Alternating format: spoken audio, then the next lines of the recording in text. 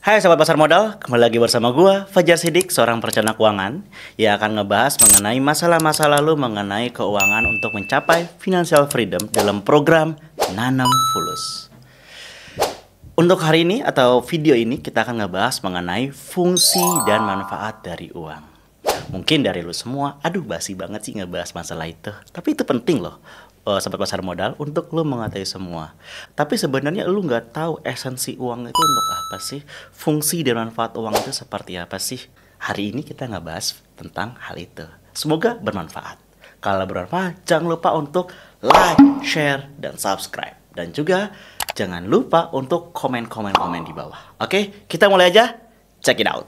Udah mulai nih banyak digunakan oleh masyarakat, yaitu adalah uang. Sejak zaman dahulu kala sebenarnya, penggunaan uang oleh masyarakat karena uang memiliki 4 fungsi. Pertama, uang sebagai alat tukar-menukar. Dalam sistem pertukaran barter, uang mensyaratkan adanya double coincidence dengan adanya uang yang diterima secara umum sebagai alat tukar. Maka syarat double ini menjadi tidak relevan lagi. Yang kedua, uang sebagai satuan nilai. Maksudnya gimana? Dalam fungsinya, uang sebagai satuan pengukur nilai. Maka setiap barang yang diperlukan dapat dinilai dengan satuan uang tertentu. Uang dipakai untuk menunjukkan nilai berbagai macam barang dan jasa yang diperjualbelikan, menunjukkan besarnya kekayaan dan menghitung besar kecilnya pinjaman. Uang juga dipakai untuk menentukan harga barang atau jasa sebagai alat satuan hitung. Uang berperan untuk memperlancar pertukaran barang. Sederhananya, apa yang lo beli itu barang tertentu itu ditukar dengan semacam jenis nilai. iPhone misalkan, ya sekarang 20 juta. Artinya iPhone tersebut seharga lo tukarkan dengan 20 juta rupiah lo. Nah, itu adalah yang namanya uang yang ditukarkan dengan kegiatan tersebut. Yang ketiga, itu adalah uang sebagai standar atau ukuran pembayaran yang tertunda.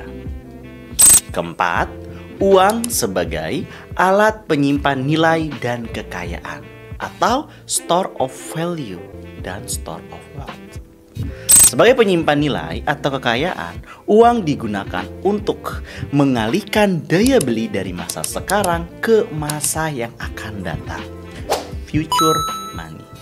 Ketika seorang penjual saat ini menerima sejumlah uang sebagai pembayaran atas barang dan jasa yang dijualnya, maka ia dapat menyimpan uang tersebut untuk digunakan membeli barang dan jasa di masa yang akan datang, atau disebut sebagai investasi.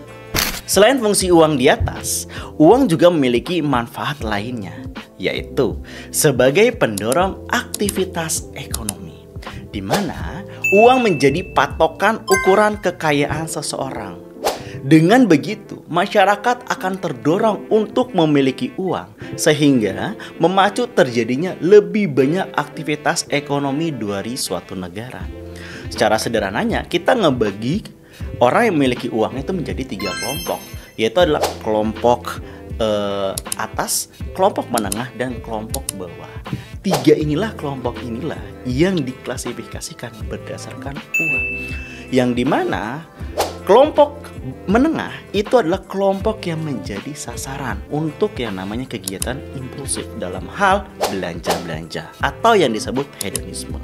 Selain itu, manfaat uang bagi perekonomian negara jelas, yaitu dapat menciptakan lapangan pekerjaan.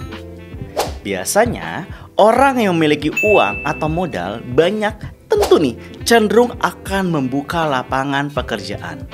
Hal tersebut tentunya juga bisa mendorong perekonomian suatu negara. Itulah kenapa banyak sekali sekarang di kebijakan pemerintah sekarang itu mengundang atau memudahkan investor. Tentunya tujuannya satu, membuka lapangan kerja. Nah, pembahasan mengenai pengertian uang ini dan lain halnya itu sebagai komponen inti dalam aktivitas ataupun dalam hal kegiatan bisnis. Uang menjadi tujuan yang diusahakan oleh semua orang, termasuk lu dan gua. Memahami tentang uang adalah suatu informasi yang berharga. Jadi, jangan pernah menyepelekan terhadap yang namanya uang. Ada istilah time is money, yaitu benar. Kalau lu berlalu begitu aja dengan malas-malas, ya kapan lu bisa mencapai dari bawah menengah bisa ke atas, atau bahkan bisa melonjak dari bawah langsung masuk ke kelompok atas. Itu aja yang bisa gue sampaikan. Sampai jumpa di konten selanjutnya. Karena konten ini Nanam Fulus selalu ada 2 kali dalam seminggu. So, keep stay tune. Gue Fajar Siddiq pamit. See you, bye-bye.